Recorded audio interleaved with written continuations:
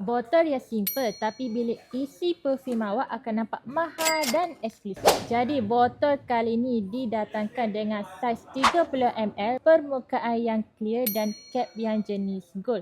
So bila cap jenis gold ni akan buatkan perfume awak akan nampak mahal dan eksklusif. Dan untuk botol ni dia punya design jenis petak. Untuk atomizer pula dia jenis press. So bila jenis press ni kuranglah leaking untuk perfume awak. Untuk botol ni dia punya premium botol. So premium botol ni awak boleh tengok dia punya mist ni medok, nampak tak?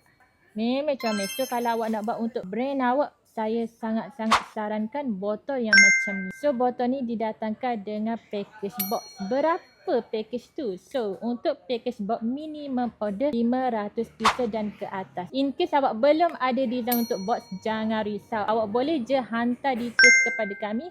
Untuk designer kami designkan untuk awak. Dan untuk wangian, awak jangan risau, di Ncash Perfume Maker awak boleh pilih macam-macam jenis wangian yang kami ada. Ada yang jenis fruity, jenis floral, jenis fresh, semua kami ada. Untuk package 500 pieces, awak jangan risau. Bukan boleh pilih satu jenis wangian sahaja. Macam-macam jenis wangian yang awak boleh pilih. Kalau awak tak tahu wangian jenis macam mana yang awak nak, tak tahu, awak boleh je contact tim kami untuk minta pendapat mereka. So untuk box pula ada yang macam mana? Kami ada yang jenis UV spot, hot stamping dan juga sleeve box. Kalau awak tak tahu design box yang macam mana, jangan risau, awak boleh contact je tim kami. Untuk lebih details tentang package box, awak jangan risau, awak boleh tekan link di bio untuk tim kami bantu anda. Jadi macam biasa, untuk orang Kota Baru boleh datang di Ncash Perfume Maker di Kubang Krian. Manakala untuk mereka di luar sana yang jauh sekitar Kelantan, jangan risau, awak boleh tekan link di bio untuk tim kami bantu anda. Macam biasa, tagline saya, Ncash Perfume bukan sekadar wangian, ini signature anda. Saya Lily, bye bye.